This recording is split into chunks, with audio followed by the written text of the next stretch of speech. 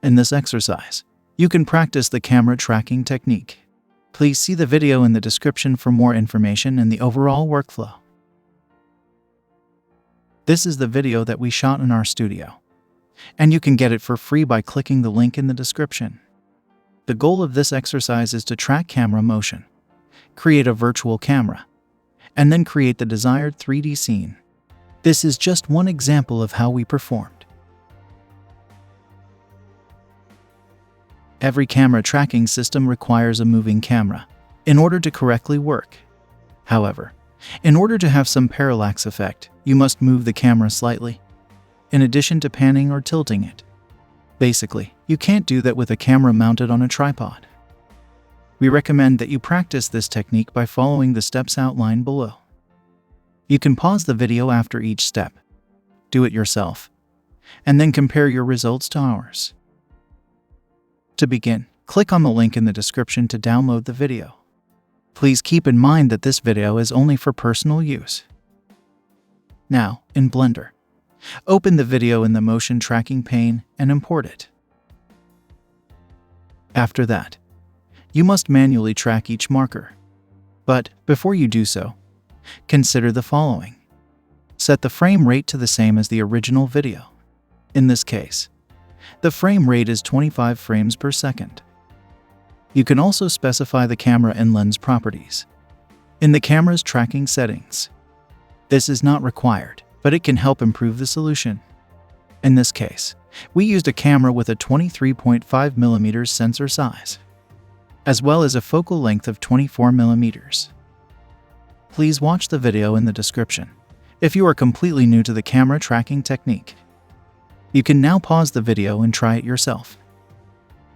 When you're finished, or if you're having trouble finishing the exercise, resume the video to see how we did it.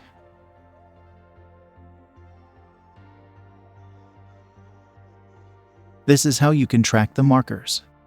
You can select one of the presets in the tracking settings.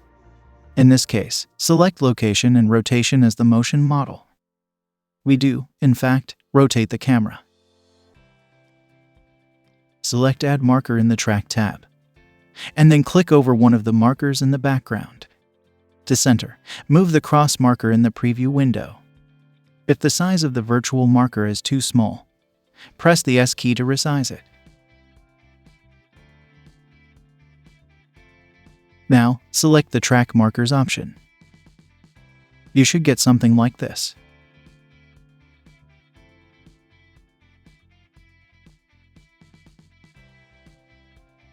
If the marker moves behind the actor, as in this case, it can no longer be tracked.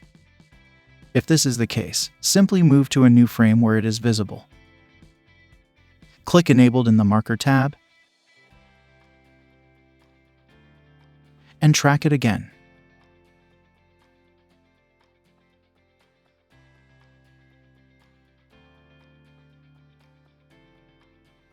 It is also critical to track the 3 markers on the box's upper face. They will point out where you should put the floor. It can be difficult because they are not perfectly clear and sharp.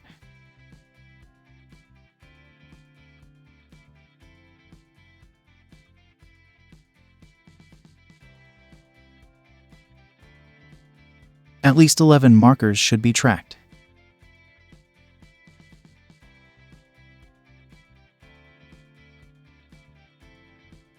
After that, you can solve camera motion and create the basic scene setup. So, once again, you can pause the video and experiment on your own.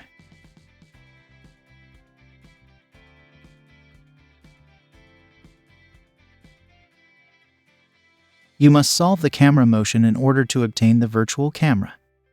You can do so by selecting the Solve Camera Motion option from the Solve pane. If the tracking was good, the solve error should be less than 1. If this is not the case, some of the markers' tracking was poor.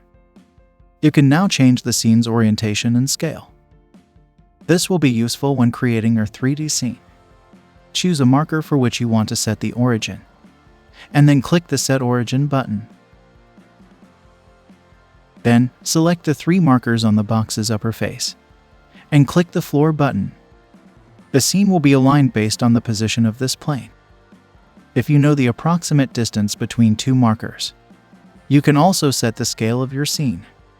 These two markers, for example, are about 0.5 meter apart. You can now create the tracking scene.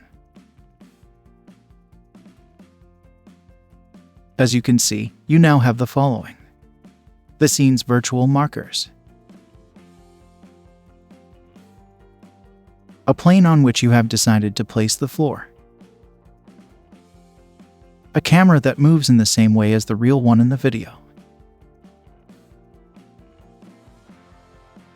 In addition, the original video has been set as the camera background.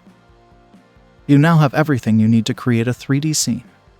So, all you have to do now is add some stuff, such as a ship model or whatever else you want. Pause the video and give it a shot yourself.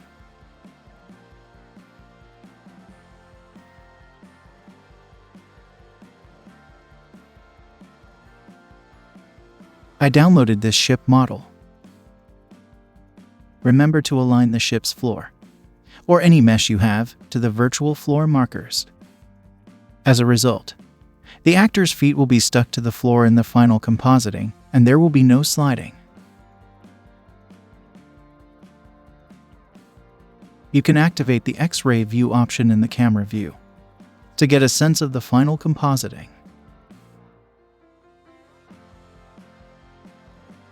Finally, export the 3D scene.